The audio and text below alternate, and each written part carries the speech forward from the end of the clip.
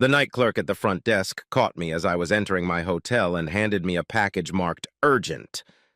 I took it with me to the bar where, frankly, I planned to get really drunk. Who wouldn't under the circumstances? Tearing the wrapping paper off the package at the bar, I found that it contained the packing box from the small video camera I now had in my pocket, and a printed note. Essentially, the note instructed me not to get drunk. I was to go to my room and make at least one copy of the file from the camera's memory card on my laptop, and then several more on whatever media I had on hand. I was also advised not to keep all the copies made and the original in the same place. After drinking the scotch I ordered and another shot on top, I did as the note instructed, burning one copy of the file to a DVD, which I then took out and put in the hotel safe at the same time as sending the second one to my sister. I was only able to make 2 copies because I only had a couple of blank DVDs and CDs in my laptop case. I suppose it was morbid curiosity that made me watch the show again before I put my head down and tried to get some sleep. Wasn't entirely successful on that score, however. God only knows how I looked the next day, but everyone in the office tried to stay away from me if they could. Around noon, 2 plainclothes policemen came into the office, wanting to have a quiet victory with me. I took them to an empty office where we were alone for a while. They explained that there was a bit of a disagreement about how Constance, who claimed to remember nothing of the previous evening, had suffered a skull fracture, even though it was only a microfracture. From the way they talked, I inferred that someone had assumed as if I had behaved rather violently the last time they had seen Constance and me together. Of course, they didn't say who had made that claim, but it wasn't hard for me to guess. They refused to confirm or deny that it was Copeland. It took me a little while to find the right moment in the recording, and I asked if they wanted a copy. They actually asked for the original recording, but I said I wasn't going to let the thing out of my possession. In the end, they accepted the copy I'd made while they waited, on a DVD I'd stolen from one of the computer guys. While my laptop did its thing with the DVD, I arranged for one of the girls to bring us some tea, and the officers and I sort of struck up a friendly conversation about the previous few days. That is, if you can ever have a friendly chat with an on-duty police officer. They showed a lot of interest in my mysterious friend, but I think it was mere curiosity on their part. The videotape proved that he hadn't harmed Constance either. In fact, the officers wondered if there was no way to press charges against Copeland because he was the one who pushed Constance away pretty hard. They said they would ask the people at the Crown Prosecution Service to have a good look into it. I think they were just mildly interested in who had a grudge against Copeland and why. They said I should be careful and suggested that Copeland was a pretty powerful lawyer. At the same time, as if to draw a line, they had reason to suspect that Copeland wasn't quite up to basic ethics in all of his actions. "You mean like having sex with other people's wives, for example?" I said. "Oh, and in so many other ways, Steve, we just can't get a handle on the bastard. Let's just say that, unofficially, he's on a lot of police interest lists. But if you don't mind me saying, you seem to be taking things a little lightly, Steve." "What else am I supposed to do, officer? Lose my temper and start beating my chest? If I'd behaved the way you think you expected me to, wouldn't you be leading me to your car in handcuffs right now?" I asked. "Yes, Steve, I think I would have," the officer smiled back. "In my experience, officer, once the goulash has been dropped and all the shit has been sprinkled on you, the best thing to do is laugh it off, or at least try to do so. It actually baffles the minds of those who would wish you misfortune." Both officers laughed and then shook my hand as they left. Later that day, I went out to find a working phone booth and called a lawyer suggested by a friend of mine. He was expecting my call and simply asked if I was going to get a divorce right away. When I said I had few alternatives if I wanted to be able to hold my head high in public in the future, he simply said he would sort it out and then asked if he could send one of his staff to visit me later that day. She needed to take all the data on Constance and me. I asked if I should write the woman a check to reserve his services, but he informed me that was already taken care of. "Don't ask why, Steve, but you'll never get a bill for my services. Someone we've both met intends to put the cost of all this on Copeland, you know.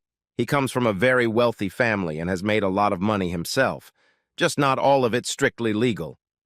That night, the whole group waited for me at the bar, obviously hoping that I had calmed down enough to talk about the night before. Oh, they had all gone through the day's papers by then. I thought it was funny that I hadn't seen any of that day's papers scattered around the offices since that morning. I gave them the short version that I had gone into the house and caught Constance having fun with Tony Copeland. They asked about all the press coverage, but I denied knowing anything about how it all happened. Hey, it was true. I really had no idea about anything. It was probably about 9 o'clock in the evening when my new lawyer, extremely pretty but also very efficient, I don't know if she was a companion or an assistant, arrived at the hotel to see me. We went to the hotel library to talk privately. The first thing Miss Clarkson, yes, that's the last name, told me was that she had already spoken to Constance and advised her to get her own lawyer as soon as she was released from the hospital. It's much easier for your own lawyer to explain to a client that they have nothing to fall back on. You know your wife doesn't want a divorce? I know. Here, look at all these text messages and voicemails she sent me today. I responded by showing her my cell phone. Has she tried to call you? Yes, but I'm pretty busy here. I suspect that's what she and Copeland were counting on. That's about right. Copeland's obviously been after her for some time. She claims he only succeeded this week, but, well, in my experience, people tend to skimp on the truth when it benefits them. Well, he wouldn't have had someone spying on my movements unless he had reason to believe that he had the opportunity to sleep with Constance. Sleeping together, I believe that's the word you're looking for, Mr. Marshall? Steve, Miss Clarkson. Everyone knows me as Steve. Very good, Steve, but I'm afraid I'm Miss Clarkson to everyone but my fiancé. I imagine he must be very handsome. And manly, Steve, believe me. Oh, I do, Miss Clarkson, I do. She smiled at me for the first time, breaking the businesslike expression on my face, but then returned to the reason for her visit. Surprisingly, she already knew almost everything she needed to know. Miss Clarkson pulled a piece of paper out of her briefcase and sketched out a list of questions. Constance and my full names, dates of birth, our wedding date, and so on. I watched as Miss Clarkson simply put a check mark next to the correct answers she had already typed out. There were a couple of minor errors, but that was it. Everything was already there, including the value of our house, but not the contents of our bank accounts or details of our savings. I could hardly remember them myself, not in detail anyway. Miss Clarkson then placed a form in front of me for me to sign. It was in fact a contract in which her boss instructed her to act on my behalf with regard to Constance, my divorce, and any other legal matters, whether they arose from our divorce or not, until I terminated the contract in writing. Before leaving, Miss Clarkson suggested that I call Constance and talk to her. In fact, I made it clear verbally that I had no intention of forgiving Constance for her actions. She also said that I could find Constance at her sister's house. Your house is being watched by the press. You might find that you would find a little more peace if you could find somewhere else to sleep this weekend. Steve. Miss Clarkson's always been a little awkward about addressing me by my first name. Oh, by the way, your employers are acting well, being rather vague about your whereabouts. I had to wonder who asked them to do that, and more importantly, when. After Miss Clarkson had left, and I was veiledly questioned about who my delightful visitor was, I went up to my room to call Constance. Oh, the boys were somewhat shocked when I told them that Miss Clarkson was a representative of my attorney. None of them could get over the fact that she paid me a visit at such a late hour, and kind of wondered how much her legal representation would cost me. The call was answered by June, Constance's sister, and our conversation was short and concise. All June could think of to say was that she was personally sorry for what had happened and hoped we could remain friends. Then she said she was going to go out and bring the stupid, feeble-minded cow.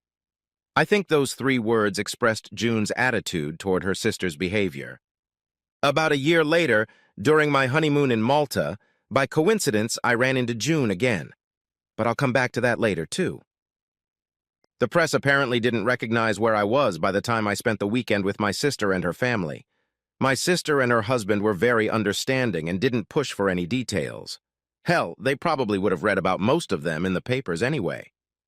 Sunday night, when I got back to the hotel, I was handed a restraining order. I couldn't understand shit, but Miss Clarkson explained to me over the phone that Copeland had obtained an emergency restraining order prohibiting me from publishing in the press any footage taken on the night in question, or posting it online. Hey, come on. I couldn't make any fucking sense of all this legal gibberish at the best of times, but at least Miss Clarkson managed to get the gist of it into my dumb head. But I didn't, and I don't intend to, I replied. We know, but someone else did, and still intends to do their best to compromise Copeland. Oops. Yes, and you can expect to be summoned to appear before a high court judge tomorrow morning. But don't panic, we've got it covered. Glad to hear you're not panicking. You're paying us for this. What can a high court judge do to me? Send me to jail? Well, yes, but I told you we've got it under control. On Monday afternoon, I found myself standing in the defendant's seat face to face with a very annoyed judge.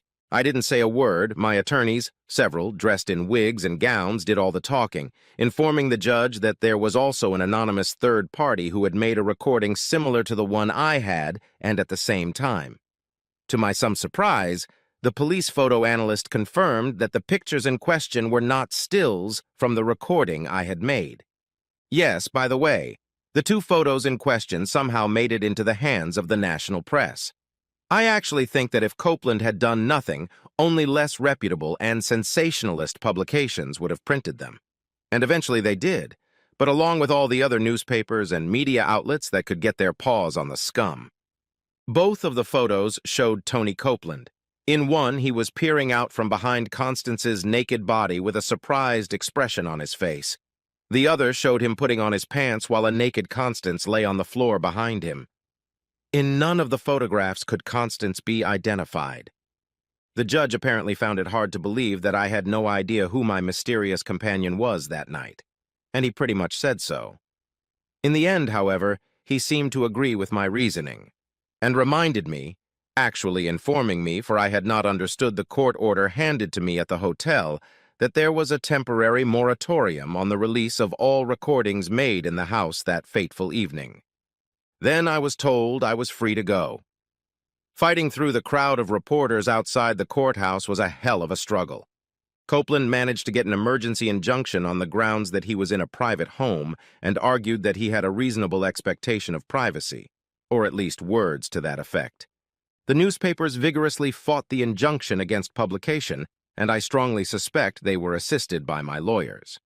When the case went to a full court hearing a few days later, the judge quickly lifted the injunction.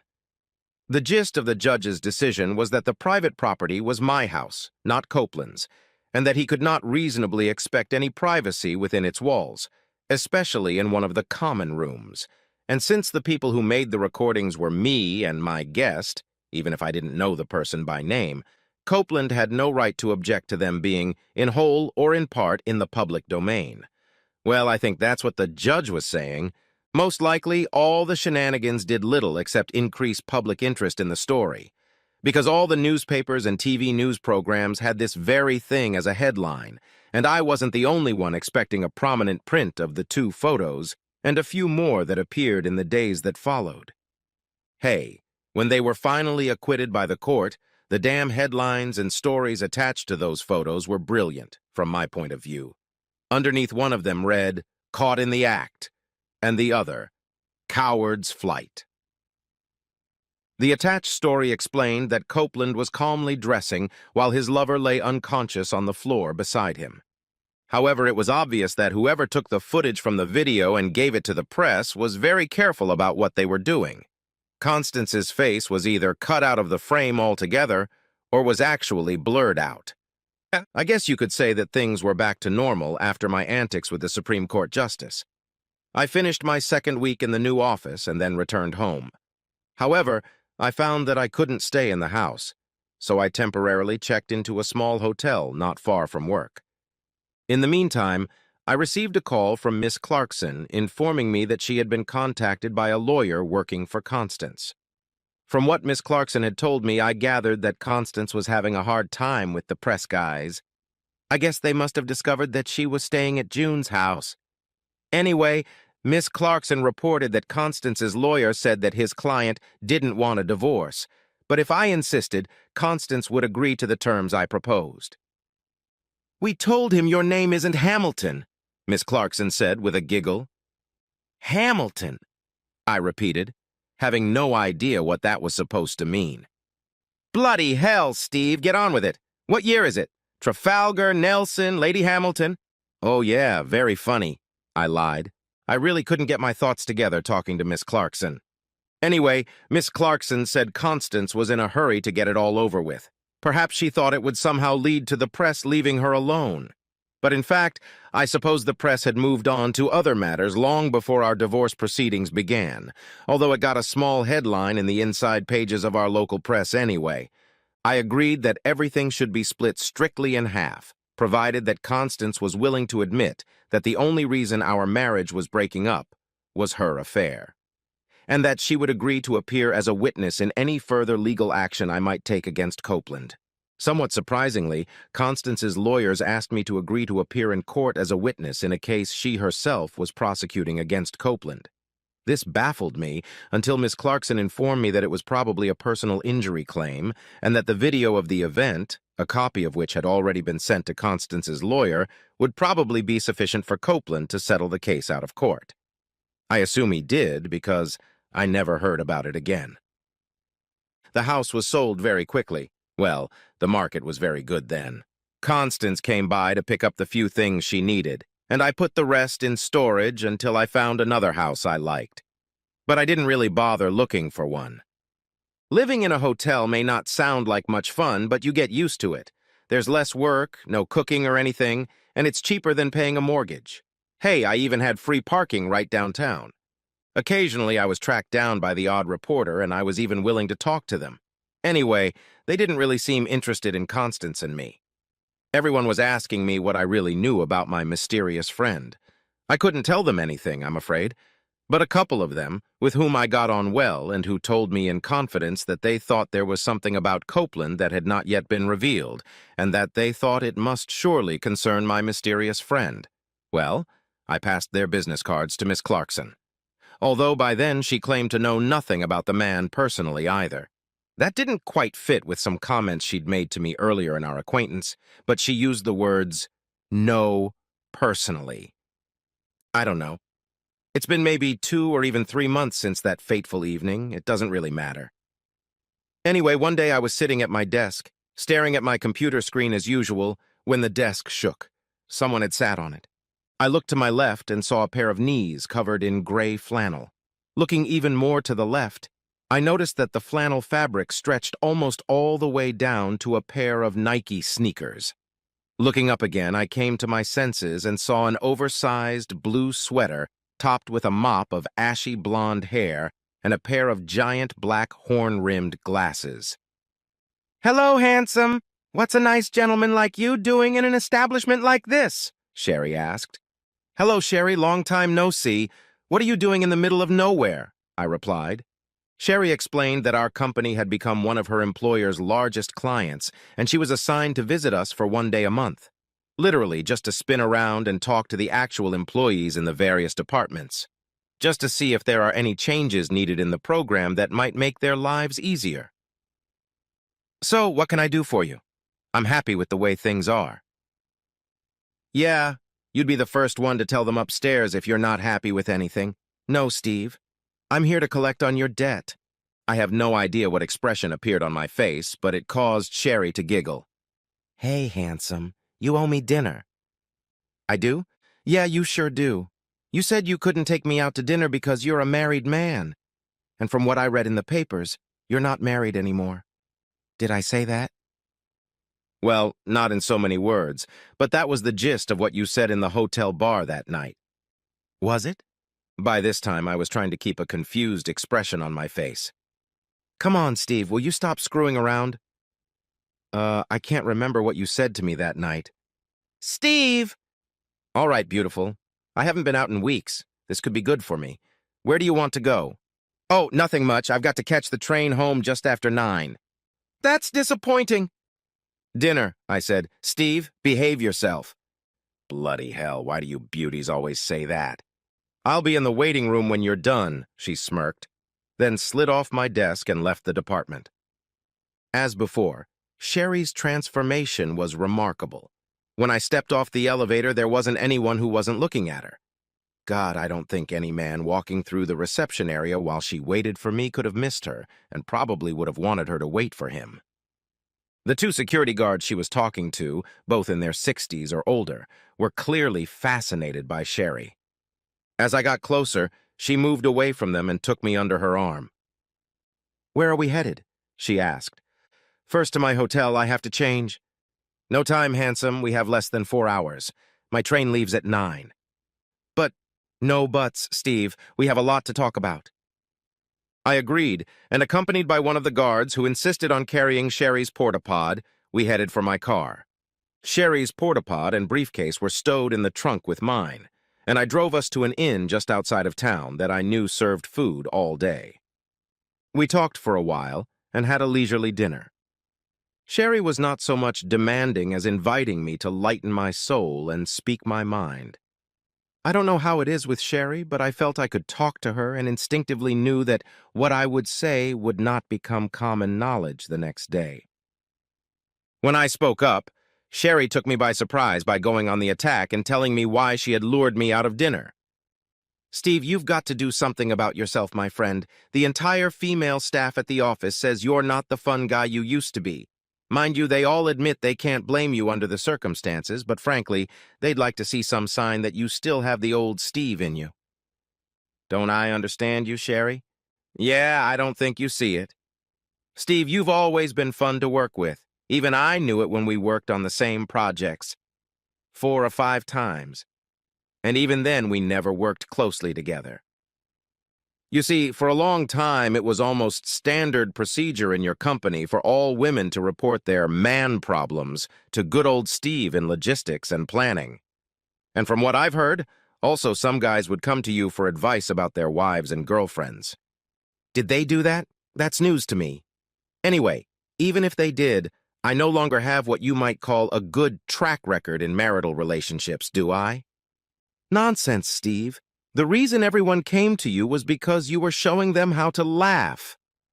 Well, at least look on the funny side of things and laugh at them. Apparently, you were an ace when it came to advising girls about birthday and Christmas presents for their men. And you advised them to get rid of the hopeless ones immediately, or the bad ones, and suggested ways to get rid of them. Did you know, for example, that completely unofficially the girls in HR tell the newbie girls that if they have any problems with anyone in the office who turns out to be an Alfonso, and they don't want to make a formal complaint, then they should find you and talk to you? That's news to me, but I can remember. Yes, I suspect you can. But Steve, everyone's afraid to say 2 words to you now. They say you walk around the office like a bear with a sore head. They miss the old Steve, the one they could laugh and joke with. Look, we all understand that you're upset, but living in this damn hotel and never going out, well, it's just not right. Not for you, anyway. You need to get out and, well, start dating again. There's plenty of eligible women in the office. Sherry, I think I know what you're talking about, but didn't you tell me dating coworkers was a bad idea? Besides, we went out tonight, didn't we? Yeah, we went out to dinner and I invited you to dinner, remember? Yeah, but who pays in the end? I smiled back at her. See? That's the Steve that the girls in the office miss. The guy who sees the funny side in everything. Even if I'm going to order the most expensive dessert they have on the menu here.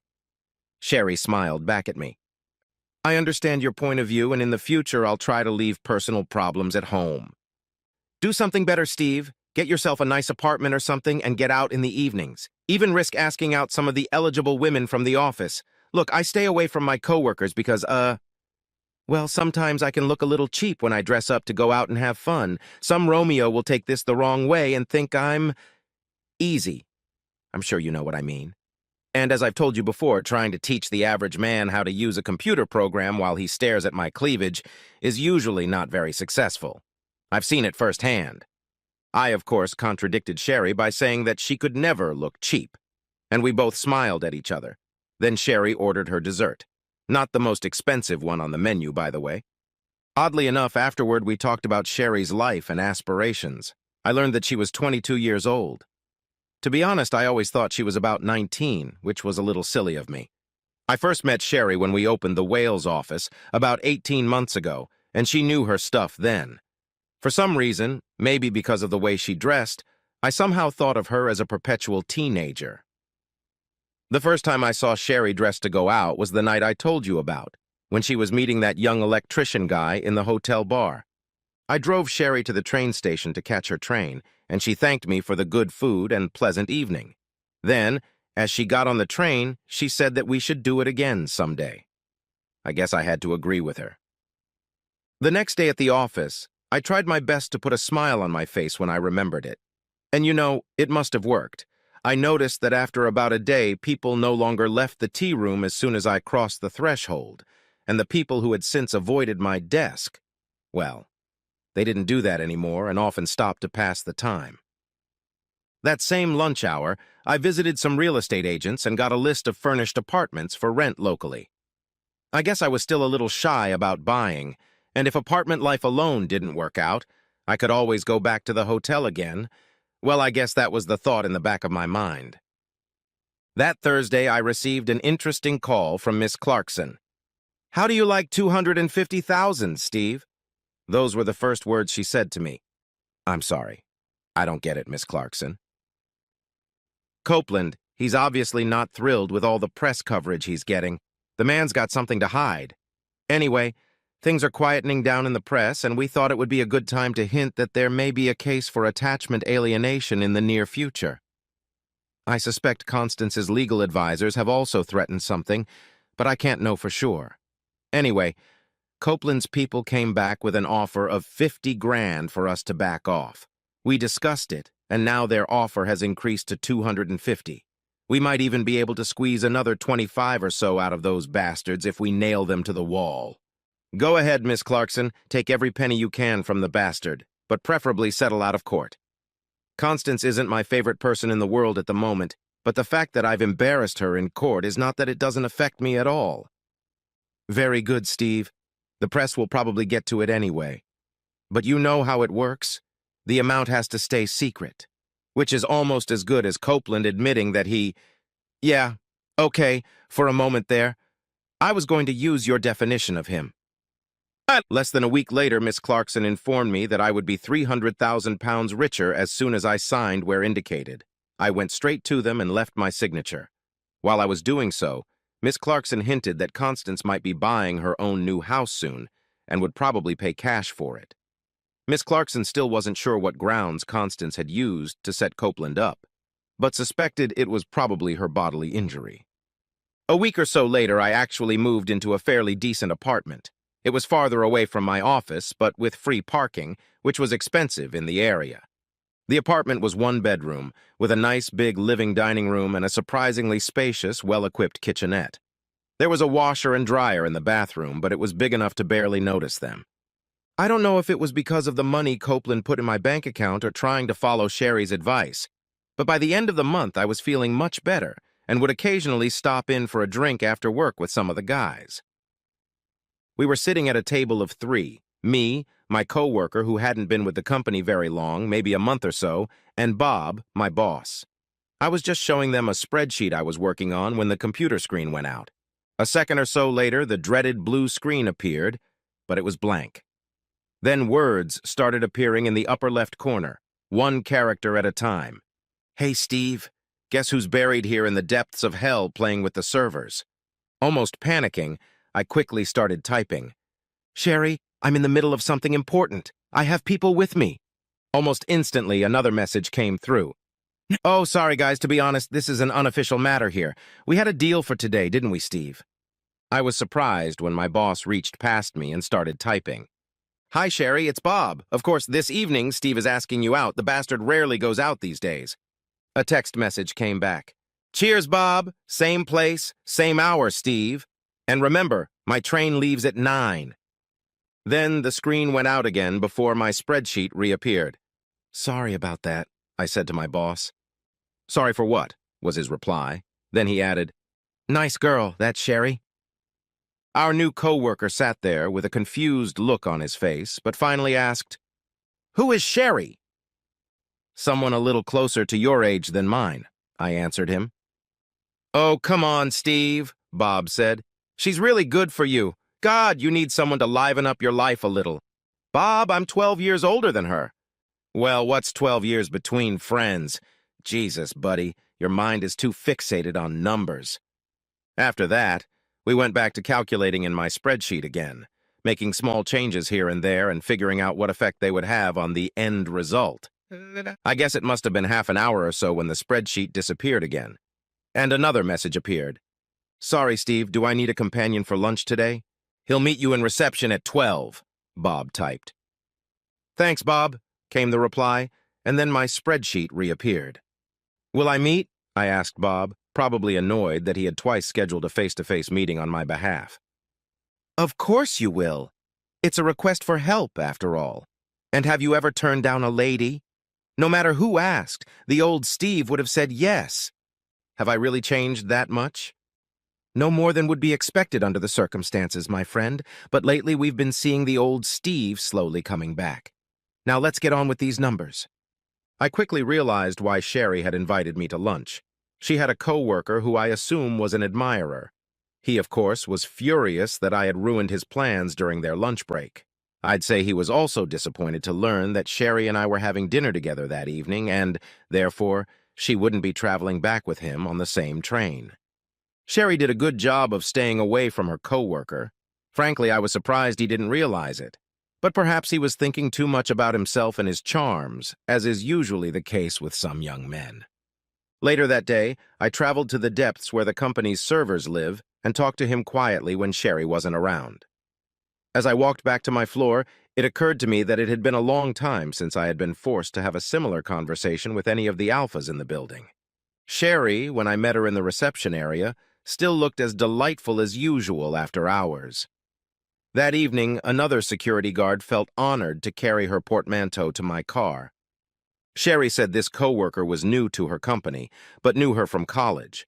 Or rather, was fully aware of what Sherry looked like, in plain clothes, as she liked to call it.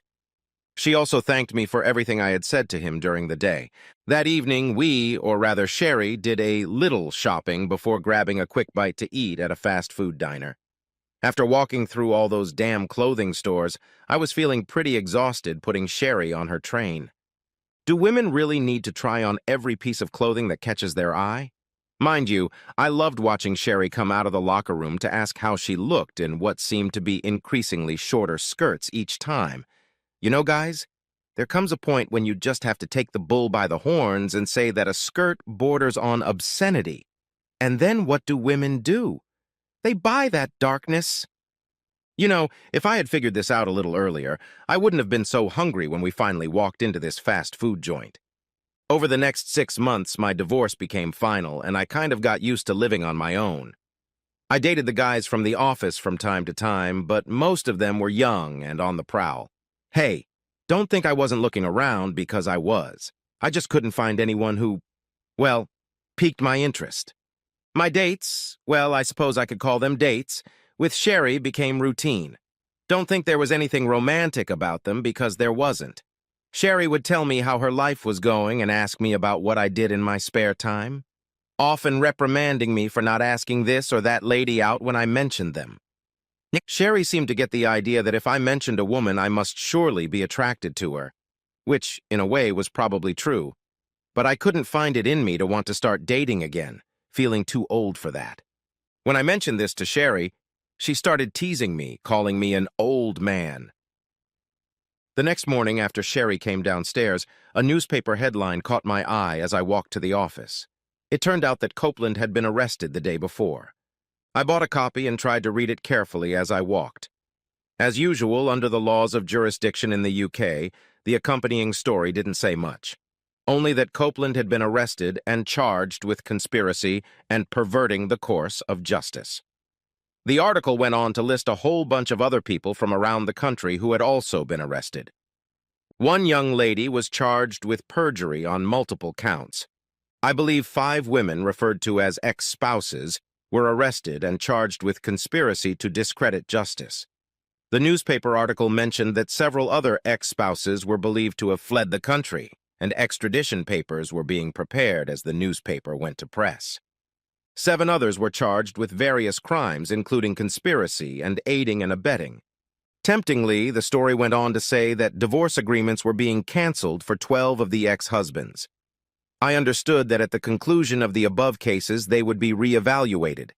I cannot claim to have followed the story, but the gist of it was that numerous divorce proceedings across the country involved the same young lady claiming to have had an affair with her husband's, and in one case, her wife. In each case, the reporter made up a story very similar to the one my mysterious friend had told me all those months ago, and in each case, there was quite a bit of cash involved in the settlement. Eventually, I saw my mysterious friend again. He was in the background of a news clip on television. A reporter was standing on the steps in front of the High Court in London, announcing that Copeland and his accomplices had been found guilty on all charges. The next day, Sherry was downstairs. Slightly unusual, I thought, because she usually came in on Thursdays, and today was Tuesday. And what's more, she barged into my department and waved a pair of theater tickets in my face. "What are you doing tonight, Steve?" "Well, nothing really." "Well, you can take me to dinner, and then I'll take you to the show." "I gotta warn you, you're gonna miss your train home." "No, I won't be late. There's one that leaves just after midnight. I'll take it instead of the one earlier." Then, after a few seconds, she added, "The last bus will leave, but my dad will pick me up from the station." Dinner was good, and the performance was enjoyable. All in all, it was a great evening until we got to the station. We both looked at the departure screen, and there were no northbound trains until 5 in the morning. Sherry went over to the timetable and reprimanded herself. She was wrong. All the earlier trains were leaving a few minutes after each hour, and for some reason the last one left at 10 to 12. "Oh, fuck," she said. "I'm going to have to stay here tonight." "I'll call my old hotel and see if they have a room," I suggested. "Oh, don't be a fool, Steve. I'll sleep on your couch and take the early train in the morning." Yes, we had an argument about that. No, I didn't see anything wrong with her staying in my apartment if she wanted to, so we didn't argue about that. We argued about which one of us would take the couch, me trying to play the gentleman. In the end, Sherry trumped my arguments, insisting that she would rather sleep on the bench on the station platform than force me off the bed. Back at the apartment, I found a spare sheet and thought I'd give Sherry my old sleeping bag I kept in the car as a blanket, just in case. Mind you, I had to keep it in the dryer for 20 minutes. It had been in the trunk for a very long time. While the dryer worked its magic, Sherry and I had tea, and she took a proper look around my apartment. A couple times before that, Sherry had stuck her nose in it briefly when we brought in frozen foods and the like that I bought for the house to put in the freezer.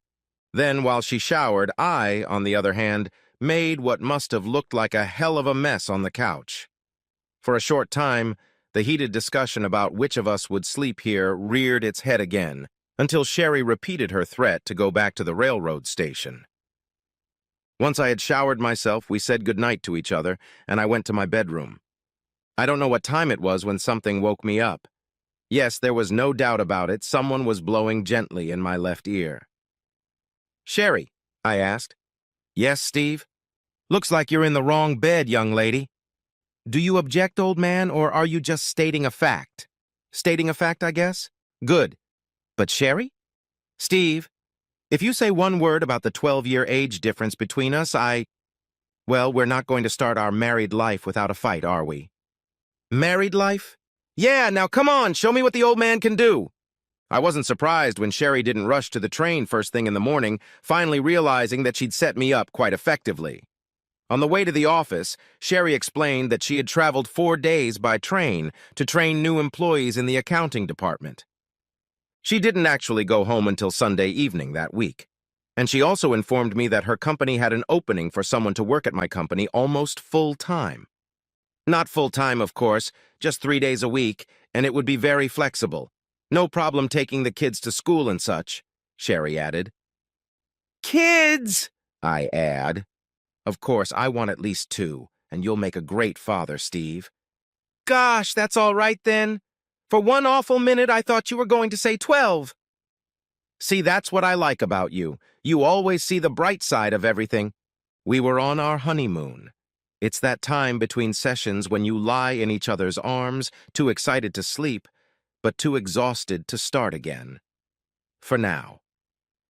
"Sherry," I asked, "how long ago did you decide to become my wife?" "That's a good question, old boy.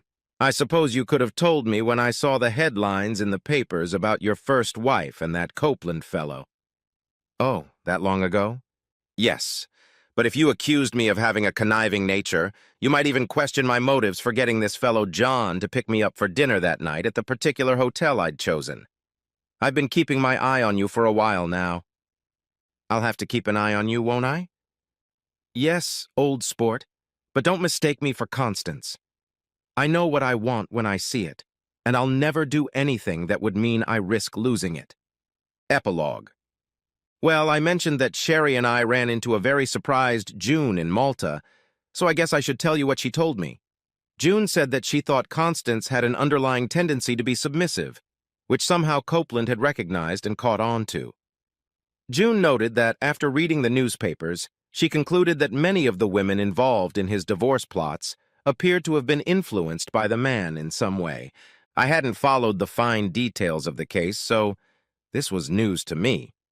June said that they all seemed to want to take full responsibility for everything, although the only one who figured in every single case was Copeland.